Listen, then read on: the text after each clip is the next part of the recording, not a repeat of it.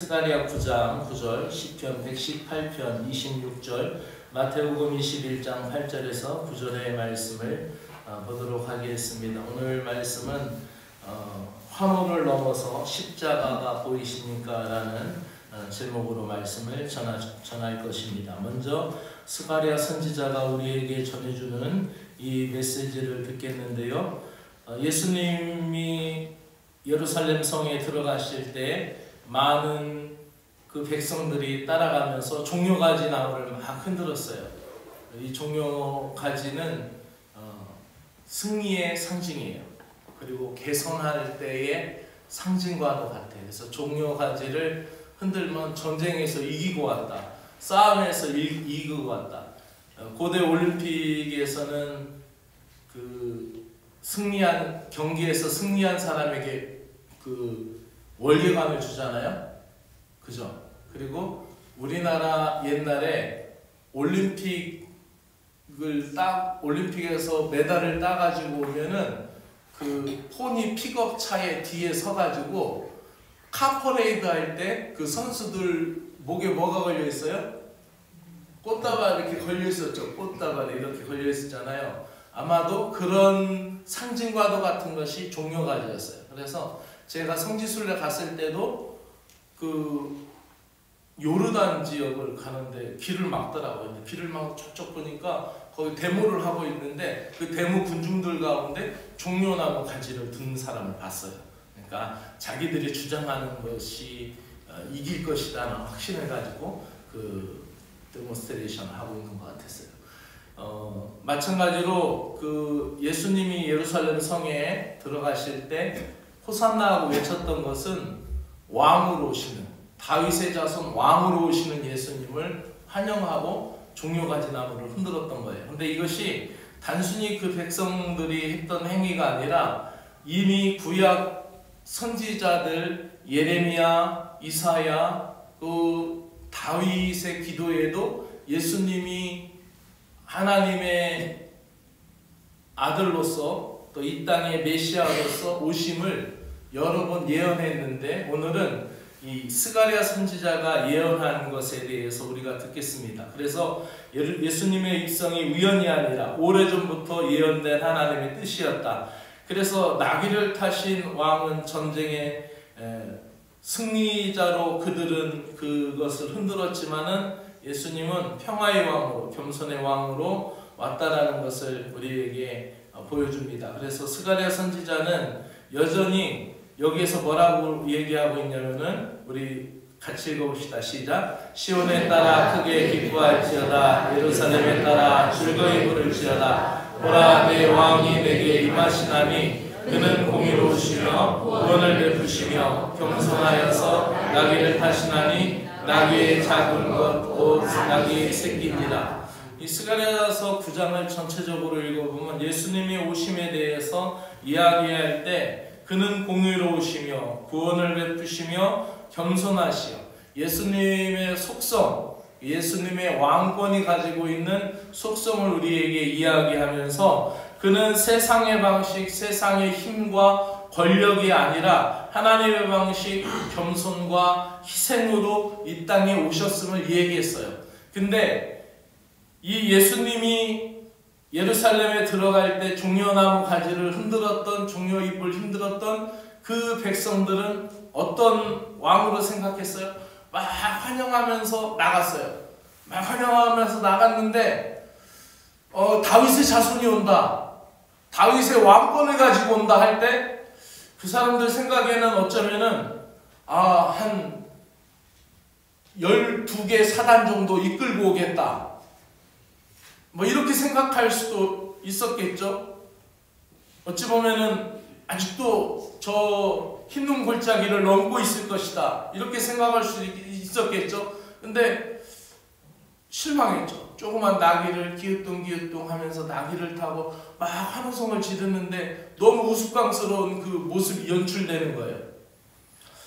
그들은 그때부터 이제 실망하게 되었죠. 그때부터 실망하다 보니까 어떻게 해요? 뒤돌아서게 되는 거예요. 오늘날의 정치 현상도 같은 거가 있죠. 내가 믿었고 믿어주었고 했는데 어떻게 해요? 실망감을 주면 어떻게 돼요? 거기에 대한 상심이 굉장히 크게 되죠. 아마도 그 예루살렘에 있었던 백성들은 예수님을 그러한 권력의 힘, 또 세상에 생각하는 세상의 방식의 왕으로 생각을 했는데, 여기서는 항상 계속 뭐를 강조하여 겸손하시어 나귀를 타신다라는 표현을 쓰고 있는 것입니다. 두 번째로 우리가 시편 말씀을 읽겠습니다. 시편은 여호와의 이름으로 오시는 이를 향한 찬양이 연결됩니다. 여기서 예수님의 입성은 단순한 행진이 아니라 자신을 제물로 드리기 위한 출정이었습니다. 그래서 우리 시편을 같이 읽어볼까요? 시작. 여호와의 이름으로 오시는 자가 복이 있으며 우리가 여호와의 집에서 너희를 축복하였도다. 아멘. 그리고 27절을 읽으면은 바로 그 제물로 드리는 것에 대해서 나옵니다. 제가 한 절씩만 뼈 뽑아서 읽었는데 27절에 가면은 제물로 드리는 것을, 그래서 예수님의 이러한 그 주의 이름으로 오시는 자가 복이 있다 라고 생각할 때, 이게 주의 이름으로 오시는 자가 복이 있다라고 생각할 때 세상 사람들이나 세상 사람들의 논리로 보면 이거는 개선행진 것과 같고 어떠한 전쟁에 나가는 출정과 같다라고 생각할 수 있지만은, 그 환호성 넘어 저 멀리에 있는 십자가를 보게 될 때 그것은 예수님이 십자가에 죽으러 가시는 길이었어요. 죽으러 예수님의 입성하시는 것이었어요. 표면적으로는 예루살렘 문을 열고 들어가실 때 환호성이 들렸지만은 예수님의 그 길은 십자가의 길이었다라는 거죠. 이것은 마치 예수님이 이 출정식이 예루살렘 성으로 들어가시는 것이 그런 환호성에서 딱 끝나고 이제 왕의 자리를 딱 차지하는 것으로 끝나는 것이 아니라, 왕의 도성에 들어가서 왕자 자리를 빼앗고 그 자리에 앉는 것이 아니라 십자가로 나아가는 그 자리였기 때문에 그 출정식은 사람들의 박수 소리 속에서 우리는 어떻게 예수님이 죽으러 가시는 그 십자가의 길을 연상을 해야 된다는 거예요. 그래서 이것은 어찌 보면은 이삭이 구약시대의 이삭이 모리아 산으로 갈 때에 그가 나중에 아버지 아브라함하고 같이 모리아 산으로 올라갈 때 이삭이 묻죠. 아버지, 이렇게 제물을 태울 장작도 있는데 제물은 어디 있습니까? 양은 어디 있습니까? 라고 이삭이 물어봅니다. 즉 이삭이 모리아 산을 향하여 자신이 제물이 될 것인데 제물을 위한 장작을 지고 가는 그 모습과 예수님이 십자가를 향하여 가는 모습이 오버랩되는 거죠. 겹치게 되는 것이죠. 자, 신약의 말씀을 봅시다. 시작. 무리의 대다수는 그의 길에 펴고 다른 이들은 나뭇가지를 베어 길에 펴고 앞에서 가고 뒤에서 따르는 우리가 소리 높여 이르되 호산나 다윗의 자손이여 찬송하리로다. 주의 이름으로 오시는 이여 가장 높은 곳에서 호산나 하라. 아멘. 계속해서 호산나 외쳤던 이유가 있어요. 그게 뭐예요? 주의 이름으로 오시는 이요, 여호와의 이름으로 오시는 이요, 하나님이 택하신 다윗의 자손으로 오시는 이요라고 했어요. 호산나를 무리들이 외쳤지만 그러나 그 외침은 며칠이 못 가서 바로 변하죠. 십자가에 못 박아라, 십자가에 못 박아라 하면서 빌라도에게 십자가의 판결을 요구하죠. 예수님은 그 환호성에 도취되지 않으셔서 십자가를 향하여 끊임없이 고난을 향하여 흔들림 없이 가는 모습을 보게 됩니다. 가끔 아주 재미난 것이 있어요. 뭐가 재밌냐면은, 저는 이 정치하는 사람들이 그 반짝 인기해가지고 인기 조사도 하면은 이번에 이 사람이 대선에 나오면 누구를 이긴다라는 그 앙케이트 조사한 거, 설문 조사한 걸 막 나오잖아요. 언론도 참 나쁘긴 해. 그 사람 인생을 망친 거야, 내 생각에는. 그래서 그 사람이 그 직업을 버리고 그 좋은 것을 버리고 정치로 딱 입문하게 되면은 그때부터는 인생을 꼬라박는 거예요.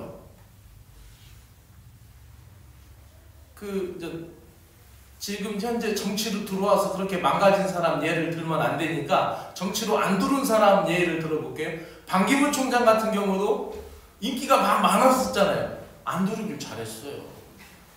들어왔으면은 그 사람이 정치력이 있어요. 뭐가 있어요? 그렇죠? 오히려 유엔 사무총장이 했다라는 그 국가 원수급인 유엔 사무총장이 국가 원수급이잖아요. 근데 그 국가 원수급인 그 유엔 사무총장을 한 그 명예를 가지고 그냥 남아 있는 게 훨씬 더 낫잖아요. 만약에 정치를 했으면 어느 당에 갔든지 간에 분명 꼬라박혀서 누구처럼 저렇게 헤매고 있을 거예요. 허튼 소리만 했었고. 그런데 그게 뭐예요? 그렇게 막 정치를 끌어대 당신이 하면은 당신이 나오면 잘 된다. 당신이 하면은 될 것 같다라고 옆에 있는 사람이 어떻게 해요? 부추기죠. 그 부추김이 결국 뭐예요? 환호성과 같은 거예요. 환호성과. 그 환호성과 같은 것인데 그것에 도취되지 않고 예수님을 향해 막 호산나고 온 백성들이 역시 벳세다 들녘에서 오병이어를 기적을 일으킨 분, 역시 눈먼 자를 뜨게 하신 분, 역시 군대 귀신을 내쫓으신 분 하면서 막 하면은 그래 내가 해본다 하고 딱 와가지고 만약에 왕관에 도전했다면 십자가의 사역을 이루지 못하셨을 거예요. 근데 그 환호성 너머로 십자가만 바라보신 거예요. 십자가만 보고 가시는 거죠. 오늘 말씀은 그래서 환호를 넘어서 십자가를 바라보며 라는 말씀으로 전해드리고자 합니다. 제가 이분에 대해서 이분이 이 장기하라는 분이에요. 근데 이분이 뭐라고 했냐면 같이 한번 읽어볼까요? 시작. 돈은 똥이다. 모아두면 악취가 나지만 흩어버리면 거름이 된다. 이분은 명신고등학교를 1984년에 사죄를 드려서 학교를 설립하고 1991년 학교가 완전 정상화되어서 국가의 무상으로 헌납할 때 당시에 그 학교의 땅과 학교 주변 동산까지 자산 가치가 당시 자산으로 100억이 넘었어요. 91년 가치로 100억이 넘었으니까 지금은 더 많겠죠. 이분이 학교로 가면 학생들이 할아버지인데도 학생들이 막 왜 학생들은 할아버지 싫어하잖아요. 근데 할아버지인데 막 와서 막 악수하고 막 그런대요. 야간 보충 수업할 때 학생들이 졸고 있으면 지도교사 선생님이 앞에 나와서 잠시 이제 주목을 시키고 여러분들이 지금 졸리고 피곤한 시간입니다. 그런데 여러분이 지금 하고 있는 이 야간 보충 수업은 보충 수업의 돈을 그 선생님들 그 봉급을 더 줘야 되니까 그 돈을 보충 수업비가 있을 거 아니에요, 그렇죠? 그 보충 수업비 아니면 그 전문 강사 보충 수업비가 있을 거 아니에요. 그 보충 수업비는 여러분이 지금 졸고 있는 이 보충 수업비는 이사장님이 보충 수업비의 절반 이상을 대주고 있습니다. 그러니 그분을 생각해서라도 힘을 내서 공부합시다. 그러면 학생들이 세수하고 들어와서 정신 차리고 다시 공부했대요. 이 유명한 학교예요. 이분이 장학금 지원으로 수십 년간 장학생들 지원한 숫자만 1000명이 넘는데요. 1000명. 문화, 예술, 언론을 지원했고 시민들을 주축으로 해서 진주신문이라는 것이 있었는데 이게 얼마 전에 폐간됐어요. 근데 이 폐간될 때까지도 한 달에 1000만 원 이상의 그 지역, 진주시의 지역 신문을 이분이 다 메꿨어요. 그리고 27년간 진주 가을문예를 후원하여서 지역 문학 발전에 힘을 보탰고 지역 서점인 진주문구가 어려울 때 2차례나 걸쳐 큰 도움을 줘서 지역 서점을 살렸어요. 그리고 안동도 그 안동시에 대한 그 문화에 관련된 그 컨텐츠나 이런 게 개발이 돼서 안동에 관한 책이 5권이나 나왔거든요. 근데 안동에 관한 책은 5권에서 끊쳤어요. 사실 안동이 문화적인 가치가 굉장히 큰 데거든요.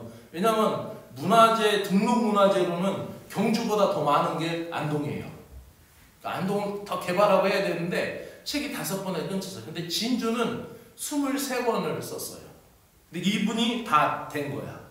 그리고 극단 현장, 극단 활동도 많이 지원했고 또 사회운동, 인권운동도 했는데 일제시대 때부터 형평운동 사업회를 해서 진주문화연구소를 설립했고 이것은 여성들의 평등운동, 남자 여자 평등운동 그것에 대해서 지역 진주 여성 민우회 창립 등 여성운동에 적극 참여했습니다. 그리고 지리산 살리기 국민행동 영남대표, 지리산 생명연대 공동의장, 환경보호에도 앞장섰습니다.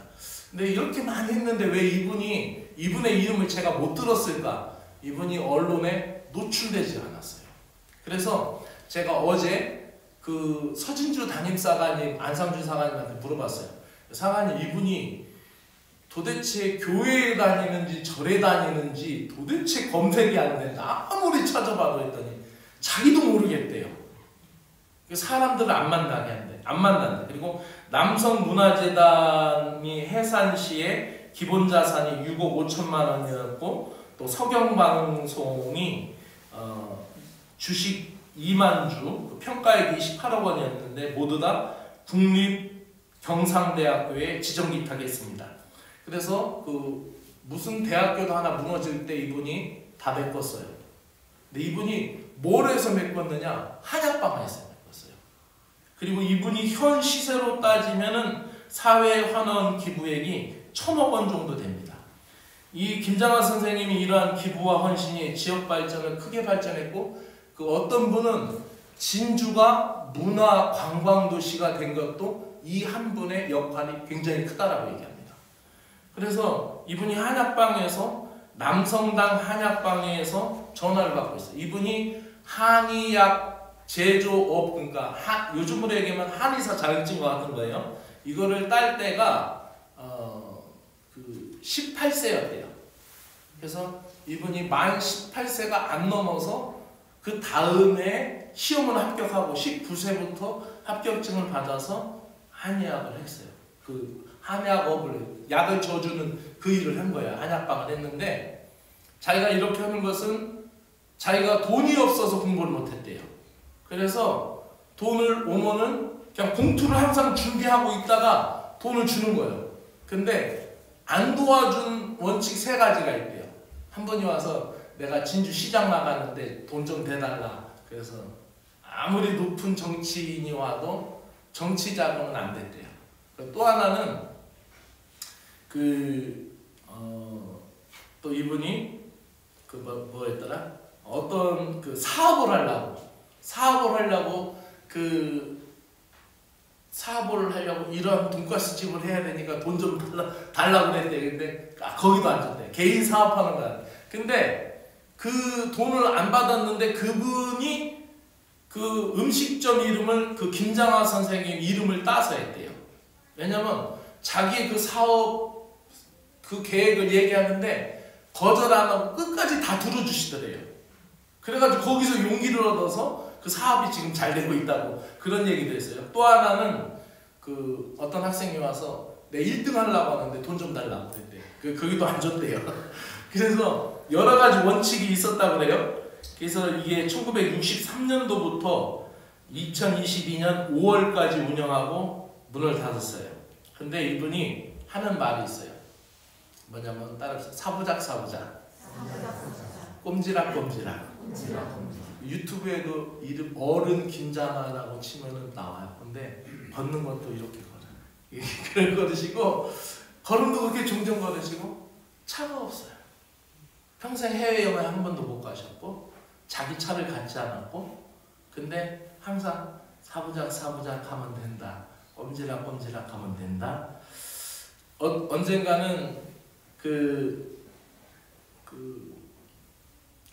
그 돈을 대해서 판사가 되고 그 진주 지방 판사 지검장이 된 판사가 밥을 먹자고 그렇게 해도 밥을 안 먹었대요.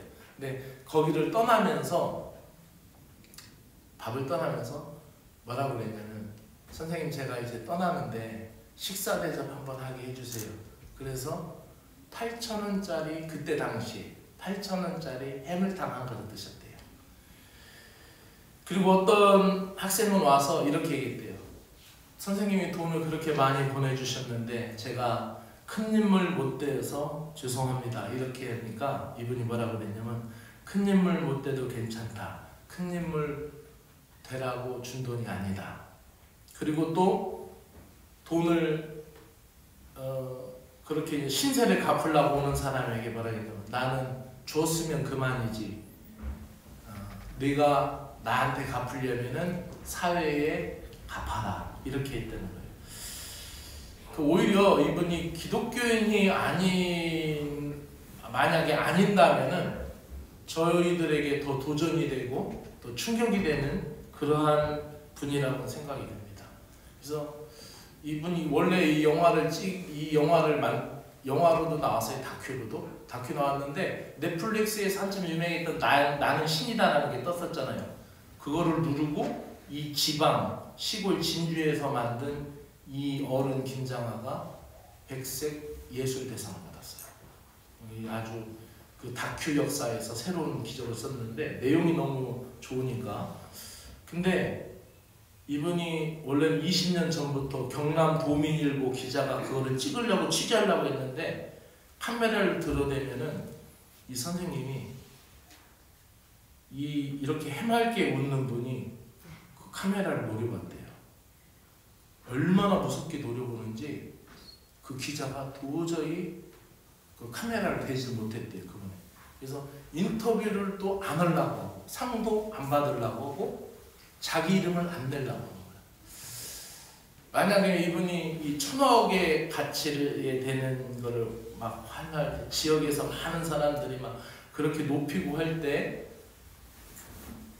뭐 지방 의원이나 시장 정도는 한번 할 수 있지 않겠어요? 그 인기를 등에 업은다면 사람들이 막 환호하고 하는 것에 대해서. 근데 이분은 그 길을 가지 않았어요. 오롯이 자기의 길을 간 거예요. 사랑하는 여러분, 우리는 환호를 위한 신앙인이 되어서는 안 됩니다. 사람들의 인정에 휘둘리고 순간적인 감정에 떠밀려서 그렇게 주님을 믿을 때 나를 그렇게 세상적인 권력과 세상적인 그 부귀영화를 만족시켜주는 그러한 왕으로 섬길 것이 아니라 주님께서 그 환호성을 뛰어넘어서 십자가를 향하여 끊임없이 갔던 그 길, 우리가 참된 제자가 된다는 것은 종려가지를 흔들며 환호성에 취하지 않고 십자가의 흔적, 십자가의 향기가 우리 마음속에 언제나 드러나야 할 줄로 믿습니다. 그래서 우리 신앙생활 할 때 막 환호하고 박수치고 그것보다 언제든지 우리 삶 속에 십자가의 향기가 드러나야 돼요. 세상의 박수는 사라지고 칭찬은 금세 바람에 흩어지지만 주님이 나를 부르신 그 고난의 길, 그 겸손의 길, 순종의 길은 영원히 빛날 줄로 믿습니다. 오늘 우리는 다시 묻습니다. 나는 어떤 왕을 따르고 있는가? 세상의 부귀영화의 영광의 왕인가? 아니면 겸손히 죽기까지 순종하신 십자가의 왕인가? 나는 주님의 고난 앞에 조용히 뒤로 숨고 있지는 않는가? 십자가는 내가 피하고 싶은 숙제가 아니라 기꺼이 지고 따라가는 부르심의 길이고, 십자가는 옳게 지기만 하면 하늘의 능력과 신비가 나타나는 능력의 길인 줄로 믿습니다. 이번 고난주간 우리는 환호성으로 주님을 맞이했던 분 중에서 십자가 곁에서 주님을 지킨 참 제자로 거듭날 수 있기를 바랍니다. 세상이 높아지려고 할 때 우리는 나귀를 타신 주님처럼 낮은 길을 선택합시다. 눈에 띄는 것보다 눈물로 심겨지는 믿음을 택합시다. 호산나가 아니라 호산나를 넘어서 주님 제가 그 길을 따르겠습니다. 이제 주님의 삶이 나의 길입니다라는 순례의 길로 접어드는 믿음의 성도가 되기를 소망합시다. 말씀을 붙들고 함께 기도합시다. 십자가는 끝이 아니라 우리를 새롭게 하는 하나님의 시작인 줄로 믿으며 오늘 말씀을 붙들고 함께 기도하기를 원합니다. 환호성을 넘어 십자가를 바라보며 기도합시다. 사랑의 주 하나님 아버지 감사합니다. 종려가지를 흔들며 외치던 그날의 환호보다 가시관을 향하여 묵묵히 가신 주님의 걸음에서 오늘도 우리는 마음을 모읍니다. 사람들의 박수와 인정 앞에서 흔들리는 신앙이 되지 않게 하여 주시옵소서. 고난을 피하고자 했던 나약한 믿음을 회개합니다. 주님 십자가의 길은 고요하고 좁은 길이지만 그 길 끝에는 부활과 생명의 길이 있는 줄로 믿습니다. 이번 고난주간 저희도 겸손히 낮아지게 하시고 주님과 함께 십자가를 묵상하며 고난에 순종하는 삶으로 나가게 하여 주시고 주님의 음성보다 환호의 귀를 기울이지 않게 하여 주시고 눈앞의 성공보다 주님의 뜻을 따르게 하여 주시고 십자가 앞에서 잠잠히 먹으며 종려 나무가지보다 주님의 피 묻은 손을 붙들게 하여 주시옵소서. 이제 우리가 십자가를 부끄러워하지 않고